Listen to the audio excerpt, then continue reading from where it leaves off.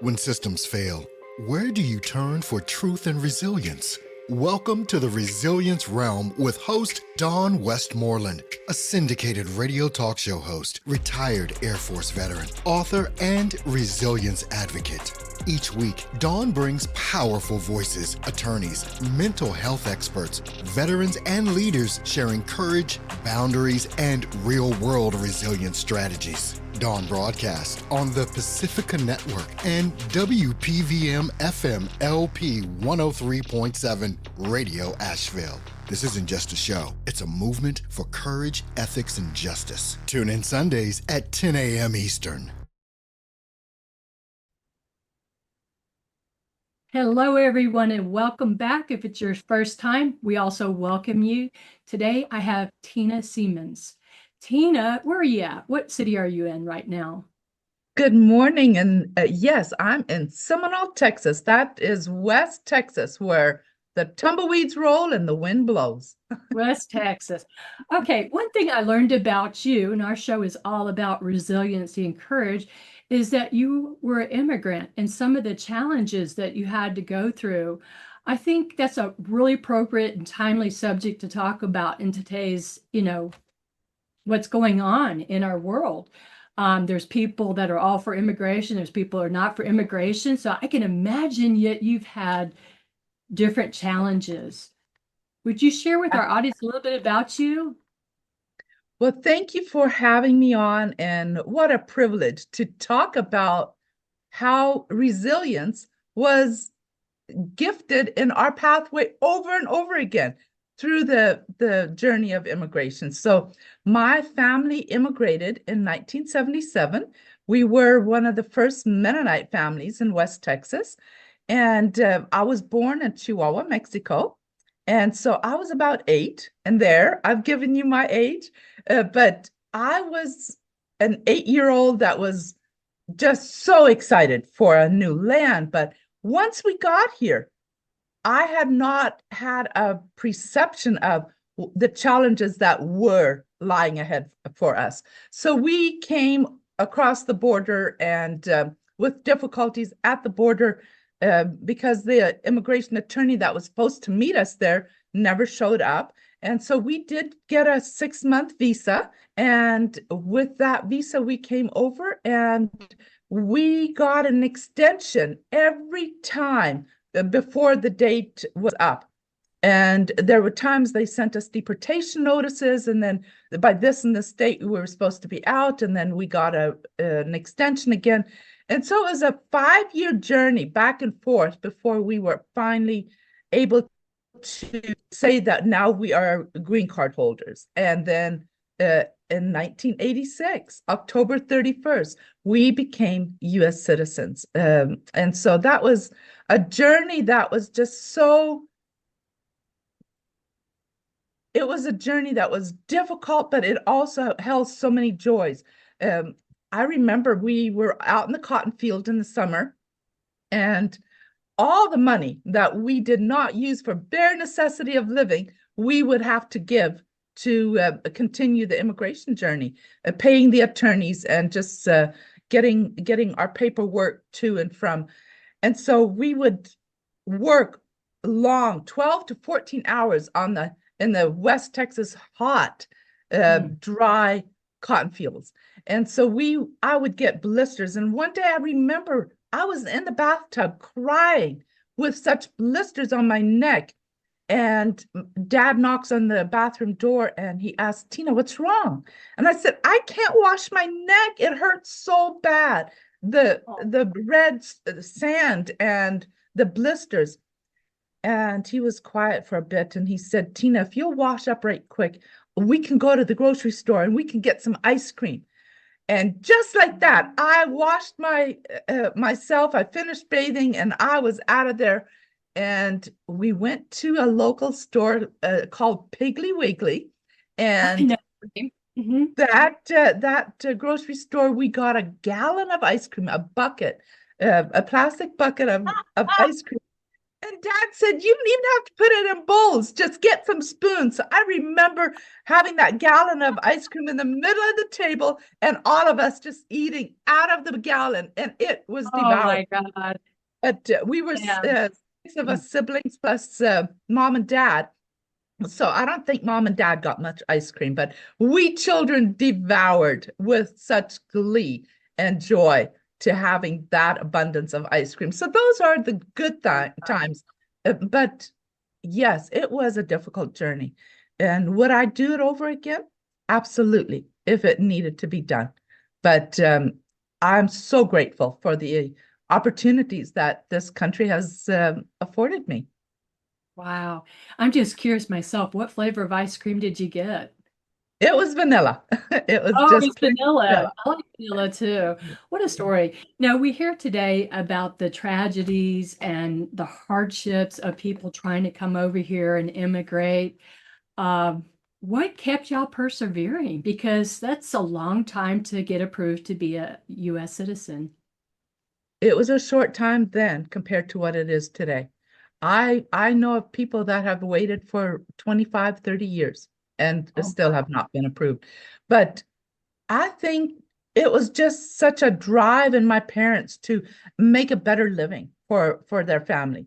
hmm. And this place offered that opportunity and they took it.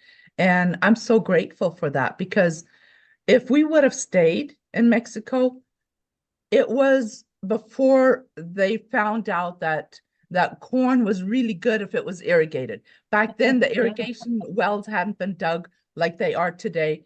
They've been able to do very well for themselves that stayed in Mexico. But at the time, my parents just did not have a way out to feed their family and to stay afloat. So it was a survival mechanism for them to make the move. And if I think of being 30, mid 30s with 5 children, having two more what after they got here, so we're 7 of us siblings. If I put myself in my parents' shoes, it would have been so daunting, not knowing the language, not knowing the culture, Mhm. not knowing the atmosphere, like climate wise, it was similar to Mexico, but there was so many unknowns. Uh, Mhm. we didn't know about washers and dryers. We had those old Maytag washers with the battery operated, or we would What? on the washboard in Mexico. When we get to the motel here, mom's washing our clothes by hand and putting them out to dry on the bushes in front of our motel room. And the owner said, that's not allowed. You cannot put your clothes on the bushes to dry. But that's all mom knew. She had a wash line, so she Mhm. dried all of our clothes outside. Yeah. And so then here he comes and says, no, no, no, no, very upset with mom. And of Mm. course, this is Main Street, USA, right? And having these dresses on the bushes drying, like every bush that was out in front of the motel rooms had a dress or an outfit on drying in the sun. And so he then came and said, I've got a laundry mat. And he showed mom and dad the room that had the washer and dryer. And we kids were just fascinating to see that washer be so hungry for those quarters.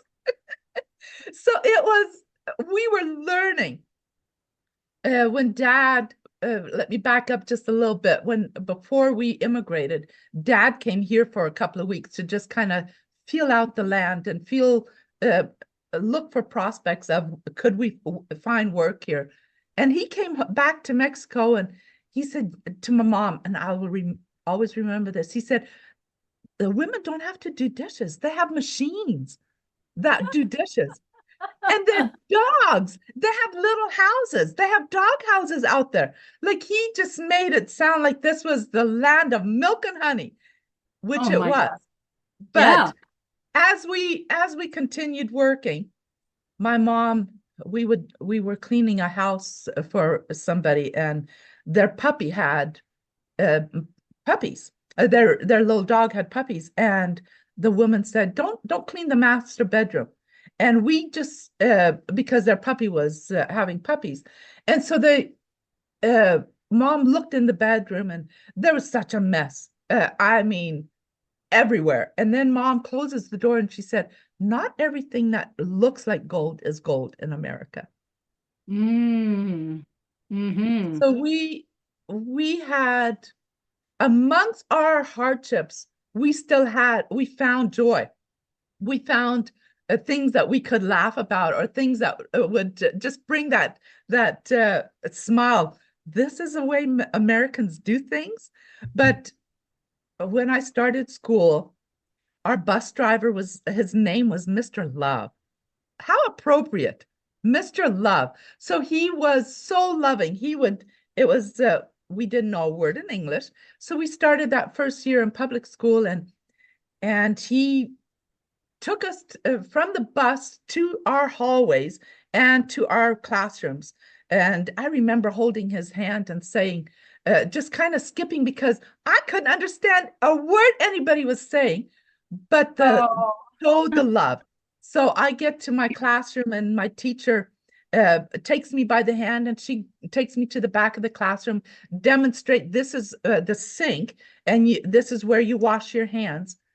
And then one morning, there's three boys that, and if I think of what I must have looked like in my homemade dress, my braids, my hair up in braids, all pinned up, it was a sight to see. These kids had never been exposed to somebody being of so different.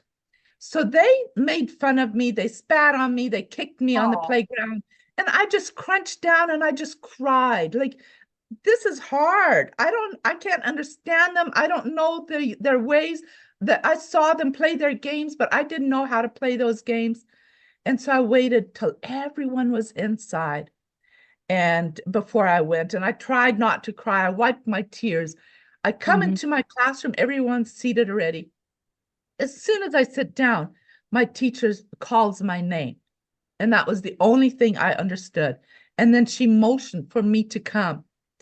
And I lost it. I cried all over. I'm in trouble. I shouldn't have cried. She opens the door to the hallway, and there stand all those three boys. And she gives them a SWAT in front of me. So she Wow. showed That's me, just such a I've gift. got your back. I've got your back. And that's how we learned, by literally being taken by the hand and them repeating it. We heard these sounds, and that is how we started building our vocabulary. And then when we could learn a few words, then we were able to start recognizing the books, our lessons and stuff. So we learned the language, and I'm still learning the language, by the way. But it was just a journey that afforded us so much joy because we were able to make a living. My dad worked 18 hours a day during the summer. We couldn't start school when school started because the farm work was still available, and then we couldn't end when school was because we would be taken out before. So we were working, all of us were working and bringing in an income. And that allowed us to see that there's a dawn coming. There's a silver lining in the future if we keep pressing on. Now, I'm curious, and maybe our listeners are curious. When you came over to America and didn't have a lot of money, and I'm going to add in that I grew up in the second poorest county in Florida, so I know what it's like not to have a lot of money. What were the fun things that you did that didn't cost anything or didn't cost much? I mean, how did you stay entertained? Well, if you'll read my books, you'll read the story that I had gotten a doll in Mexico the Christmas before we moved in March of 1977. And so we came over, two families in a single cab pickup with a camper shell and a hired driver. It wasn't even our trucks. The dad hired this gentleman that had the pickup with a camper shell. So he's driving. My mom and Mrs. Schmidt are both sitting up front with a 2-year-old on their lap. So there's 5 people in the cab. Seatbelt rules were not enforced, apparently. And then both fathers and 8 of us kids were in the camper shell. Now that can give you an idea of there was no room for extras. We had the clothes on our back and one extra change. And then the only thing that I valued that I could bring with me were my little sandals. And that is why my children's book is called The Little Sandals That Could. And so we come here and I didn't have any dishes, any little toys. We had nothing. So we would play with in the dirt, making houses. Like nowadays, the little girls have little playhouses and all the dolls that they can dream of. We didn't have that. So we would look around, just walk around after we rented our first place. I would gather broken jars of glass, and that was my beautiful china dishes. In my eyes, that was my dishes for my playing days. And I would make dolls from a washcloth. I would roll it up, and that was my baby dolls. And all the meanwhile, always waiting for that doll to be brought over from Mexico, which never happened. But the joys of having a small butter or margarine containers, like I've always liked small stuff, petite stuff, and I would just gather rocks and little stones and butter containers, like just anything to entertain ourselves with. And so we weren't spoiled, and that made it easier, because if we would have had a lot and not be able to continue, that would have been harder. But we didn't have anything, so anything that we did get was a plus.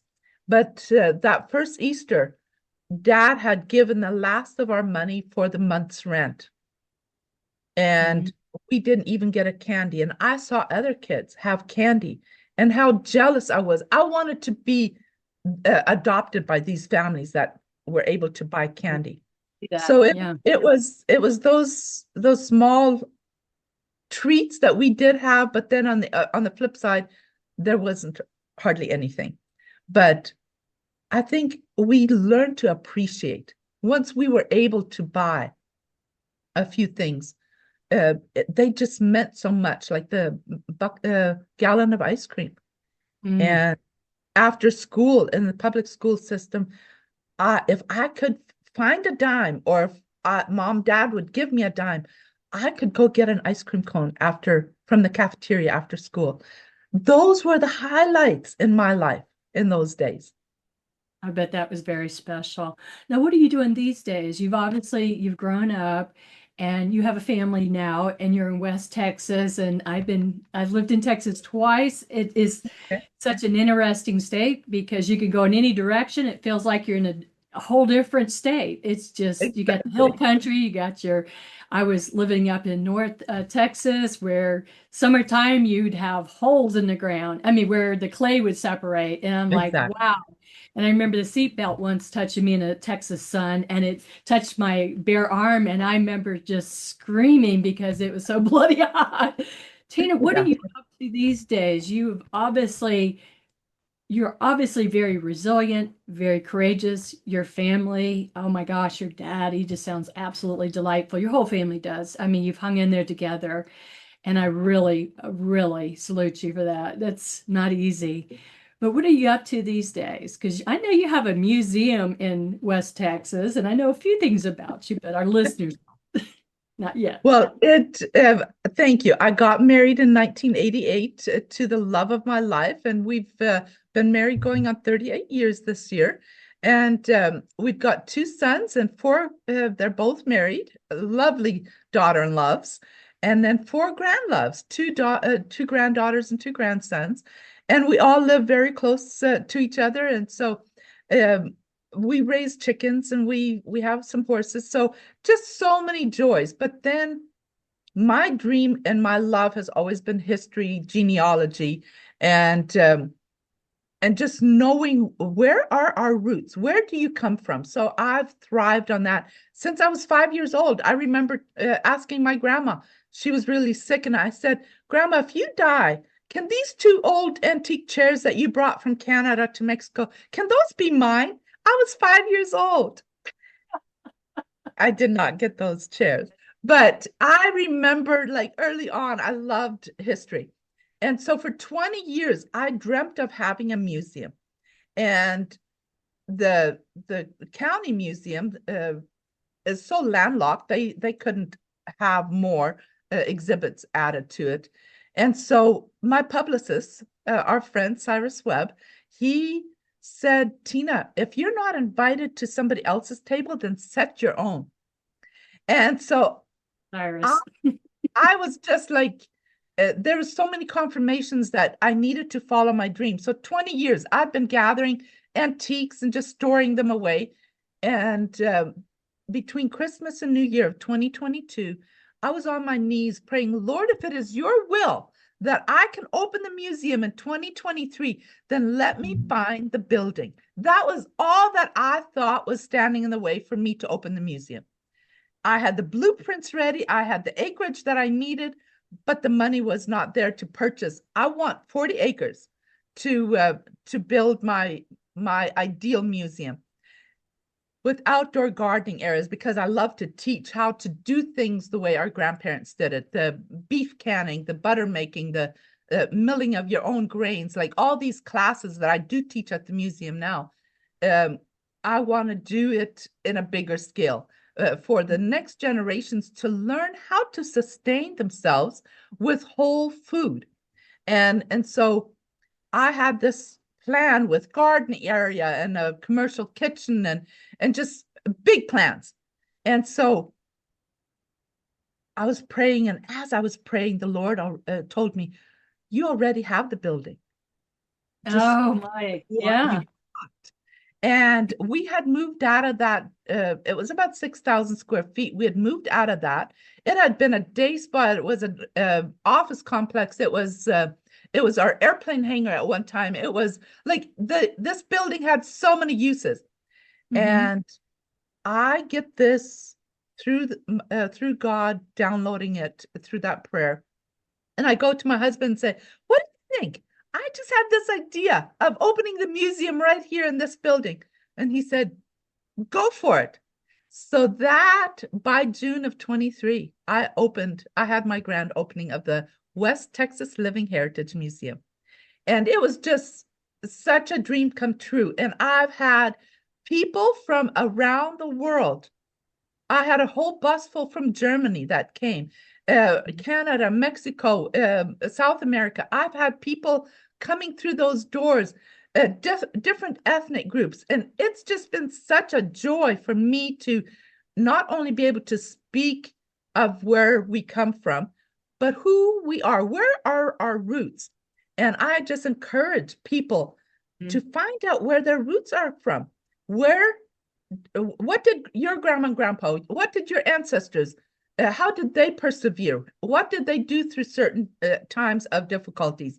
And I've been able to glean so much traveling where my ancestors came from. They came from the Netherlands, and then to Poland, and then to Ukraine, from Ukraine to Canada, Canada to Old Mexico, and then to here. Like that's many years of migrations and of learning new languages, of learning new ways of doing life. And so the museum is just such a big part of my life today. I love to write. I'm an author of 3 books and a co-author of several. And so my life is just so blessed. And Yeah, Tina, let me jump in real quick. Where are your books? And talk about your books. I mean, how many books do you have right now? Where can the listeners find them if they want to check them out? Well, I have 3 that I've authored myself and then co-authored several, but they are on my website. If they go to heritagebytina.com, Heritage by Tina, and they are on Amazon, available in audio as well as in Kindle and paperback. And then they message me directly, and then I will send them mail them a signed copy. Oh, really? Yes, That's pretty fantastic. Yes. So I wanted to ask you this because you've been through a lot of trials and, we could call it traumas, or we could even call it, because I've been trained as a coach, life coach, opportunities, even if it seems rough. What would you suggest to the person who's trying to become, an immigrant who's trying to come to the United States today? because you know what you went through, and you're telling me earlier that it takes even more time. What kind of hope, inspiration, or education would you want to share? I would say, first of all, and most importantly, do it legally.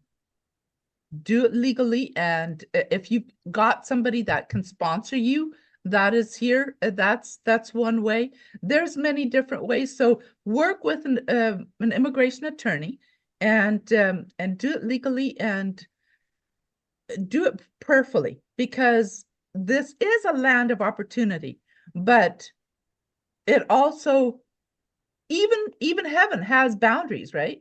Even like Yeah. every land, every society has boundaries. And so if those who desire to reach the American dream, I would just encourage them to do it legally and to not give up. My subtitle of my first book, Seminal, is Some People Never Give Up. If it doesn't work the first try, then sit down and pray about it, reevaluate, and see if there's another way. But I would just encourage. We were so blessed. We have been so blessed. And Philippians 4:13, I can do all things through Christ who strengthens me.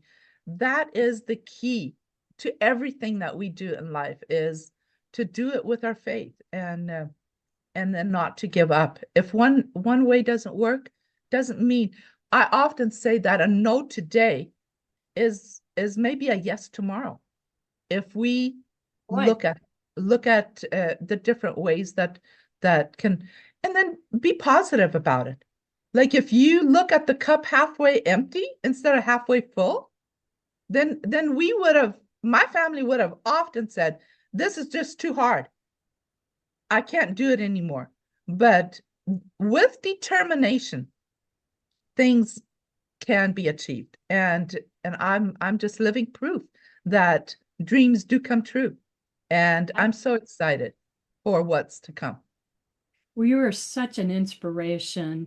What's the message you would like to get out to the world? Because we're a syndicated radio talk show with Pacifica. We've got over 200 radio stations out there in the United States, Canada, and the Virgin Islands. To the people who are listening in, and they may not be immigrants. They might just be somebody that doesn't understand immigration. What kind of advice? We've got just a minute.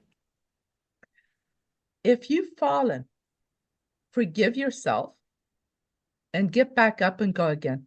There's people that fall many times. They fail at things. Find your purpose. Get your identity. Who are you? What were you meant to be? Because once we do our purpose, why we were born, then things are not work. They are a joy. They come naturally. So things that you don't have to work hard at, that's what your purpose is in life. Pursue that. Don't try to mimic somebody else's success. Create your own and never give up. Never give up. Okay. So anybody who would like to get a hold of you, contact you to communicate with you, or they want to see the museum, could you share the addresses, the contact information that you want to provide? Yes, it's all on my website at heritagebytina.com. So go to the website and you'll find all of the information and the hours of the museum. It's all on my website. And looking forward to having y'all come. Anyone's welcome to just come enjoy and see what we do. Watch the website. There's lots of classes coming up. So many fun things. Now, don't you do some canning in your store, in your museum? I don't know if you have a Absolutely. tour inside the museum, but you do canning, right? Yes, I do canning. On March 14th, we'll have a fresh whole wheat milling session, and we'll bake the bread with a freshly ground wheat berries, and I will teach how to make your homemade butter from cream. Oh And so gosh. they'll be able to eat the bread with fresh butter that they baked and made that day. Tina, we're out of time. You are one of the biggest inspirations I've met in six decades because I turned 62 this month. I just want to give a shout out to you and your family. And I like how you said do it legally. Well, we're out of time, folks. It's so delightful to spend time with Tina today, Tina Siemens. Please check her out and stay empowered. We'll see you next time.